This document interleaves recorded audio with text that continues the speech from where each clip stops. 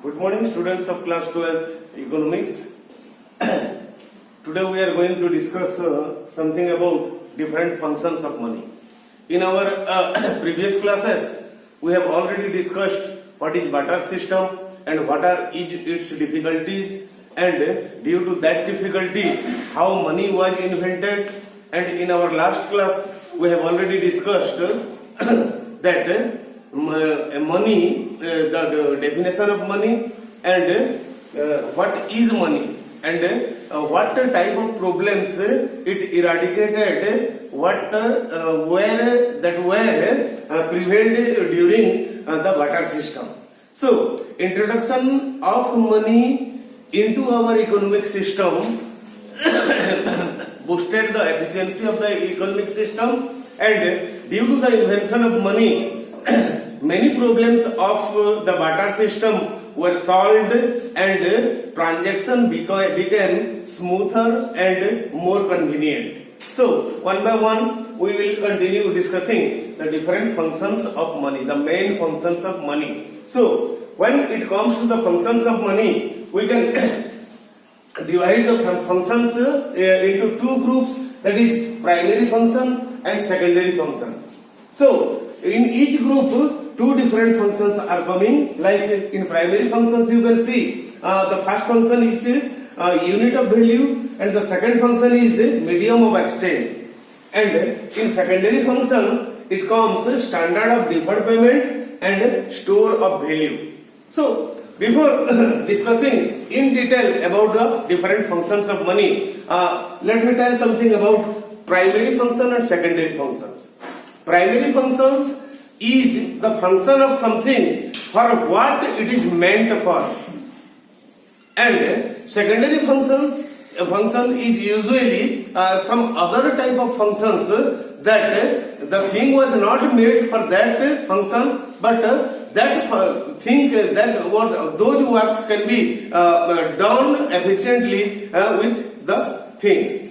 For example, say a stick of matchbox, a matchstick. Its primary function is to rub it and make a fire. That is the primary function of a matchstick. But some other works may also be conveniently done with a matchstick, like you can use a matchstick like a toothpick or to clear your earbud. So that is the secondary function of a matchstick. So that's the difference between primary function and secondary function. So actually money was invented for these two functions, right? Is called primary functions, and the first one is unit of value. Unit of value. See, in the barter system, there were thousands and thousands of exchange rates, and we have to remember all the exchange rates. For example, what is the exchange rate between potato and tomato? What is the exchange rate between rice and tomato? What is the exchange rate between wheat and tomato? What is the exchange rate between goat and tomato? So, thousands and thousands of exchange rates we have to remember. But with the invention of money, we can simply express the value of everything in terms of money. And in such a condition, the transaction become convenient. For example, suppose 1 kilo of tomato is 20 rupees and 1 kilo of potato is 10 rupees. So, easily you can define or find the exchange rate between tomato and potato, that 2 kilo potato equal to 1 kilo tomato. Thus, money came into existence and it served the economy better as a unit of value. Value can be the value or one satisfying power or utility of everything can be expressed in terms of money. That is the function unit of value. Then the second one is medium of exchange. Exchange were not convenient in a barter system because the exchange rate were not clearly defined, but with the invention of money, now as everything can be defined or can be expressed in terms of money, so within a fraction of second we can calculate the exchange rate between two different things. Thus, money acted as a very suitable medium of exchange. These two functions are the primary functions of money. And coming to the secondary function, that actually money was not invented to do this. But as in an economy, these type of transactions are also important, or these types of activities are also important and an integral part of an economy or economic activities. Thus, what we term as money must be able to solve the problem in these fields. So the first one here in the secondary function is standard of deferred payment. I once again remind you, deferred payment is the payment that is made in future for current or present transaction or consumption. Suppose I took 1 kilo of tomato for you and I am going to pay for it after 6 months. So this transaction will be termed as deferred payment. And in a barter system, why deferred payment was not suitable or not convenient? Because the value of different goods and services over a period of time were changing. And in that case, the transaction that is going on between two parties, one of the parties may gain and the other party may lose. That's why it's not a convenient transaction. But because over a longer period of time, the value of money, of course, in actual, we will discuss in our later chapters that the value of money is never stable. It goes on changing and changing. Sometimes the value of money increases, sometimes the value of money decreases. But the increase or decrease is so marginal, so less that we can simply ignore it. It is not a huge change in the value. Thus, standard of deferred payment can be entertained better because over a longer period of time, the value of money doesn't change. Hence, we are paying right now or we are paying after 2 or 3 years. It doesn't matter because over this long period of time, the value of money is almost stable. That's why nobody is going to lose here. And the next secondary function is store of value. This was the prime concern of a barter system. The main problem in a barter system that suppose I produce something in surplus and I could not find someone to exchange it, or I have no further need, so that my surplus I would like to exchange it for something else, because whatever I want I have already exchanged with my surplus. So what I am going to do with my remaining surplus that I am not going to exchange for the time being? I have to store it. And because goods and services, not services exactly, because different goods have different longevity. That means without changing the quality, the goods, some goods are highly perishable in nature and they would start decomposing or they would start losing their value within a very short period of time, like meals, like vegetables. And some other goods are of semi-durable nature that over a little more time, after a little more time, say 1 month, 2 months or 3 months, they would start increasing or decreasing their value. And some things, some goods are very, very durable in nature, like different goods made out of metals.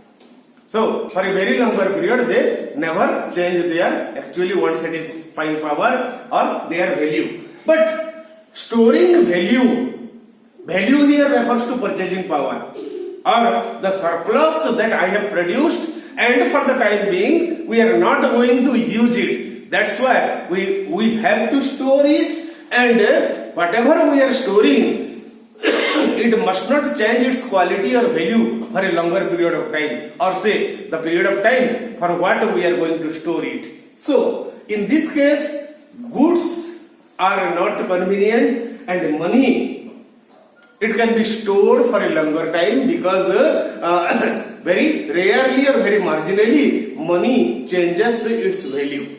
So almost over a longer period of time, the value of money is almost stable. That's why it acts as a better store of value than different goods that we are producing and consuming. So these four functions are primary and secondary functions of money. And with that, we need to understand two more concept or terminology, that is legal tender money and non-legal tender money. So, in our last class, we have already discussed that money, in the evolution of money. So, right now, the different forms of money that we are using are different coins of different denominations and currency notes starting from 1 rupee notes to say 2000 rupee notes. So these are currency notes and coins and different plastic monies like credit card, debit card, bond, securities. So all these are what? The most advanced form of money, that is called plastic money. So what is legal tender money and what is non-legal tender money? First coming to legal tender money. So, in fact, you see, when we are accepting a 2000 rupee note in exchange of different goods, suppose I 200 kilos of tomato I exchanged for a single currency note 2000 rupee. Actually, what is a 2000 currency notes? It's nothing but a piece of paper. Here coming two terms, the face value and the intrinsic value. So remember the difference between face value and intrinsic value. In metallic money, the face value and intrinsic value both were equal. But in currency notes, the face value are not equal to the intrinsic value. Intrinsic means something that is hidden within, is called intrinsic. So, what is face value and what is intrinsic value? So, take the example of a 2000 rupee note. So, to RS 2000, it is written on the note. So, what is written? The denomination that is written on the currency is its face value. And actually, what is the intrinsic value? The value that is hidden inside the 2000 currency notes is its intrinsic value. Just remember, before demonetization. Before demonetization, some currencies of 1000 denomination and some currencies of 500 denominations were treated as currency notes. So they bore the value of 1000 or 500 rupees. But once the demonetization was declared or made final by the government, what became to it? It's nothing but right now, it's nothing but a piece of paper whose value is highly 1 paise or 2 paise or not even that much. So that is the intrinsic value or the actual value of a currency note. So in case of paper money, the intrinsic and face value are always different. That means the intrinsic value is always less than the face value. If the face value is more than the intrinsic value, then why at all people are going to accept it? That there is legal authority behind that currency notes, the printing of that currency notes and the circulation of that currency notes. And you know, yesterday only we discussed that except 1 rupee notes and different denomination of coins, 2 rupees notes and all higher denomination of currency notes were printed and regulated and circulated by RBI, the Reserve Bank of India, which is the apex bank of a country and acts on behalf of the government. So, the Reserve Bank that gives legality to a currency notes or a piece of paper as a 2000 rupee note. That is called legal tender money. So, when it comes to legal tender, there are two types of legal tender, limited legal tenders and unlimited legal tenders. So, what is limited legal tenders? That the coins of different denominations and 1 rupee note that which are made by the Ministry of Finance, they have a limited legal tender, whereas other denominations of currency notes which are printed and circulated and regulated by the Reserve Bank of India has unlimited legal tender. So, what exactly we mean by the term limited legal tender? That up to a limited amount of transaction can be settled with coins and 1 rupee notes, and that minimum amount is 1000 rupees.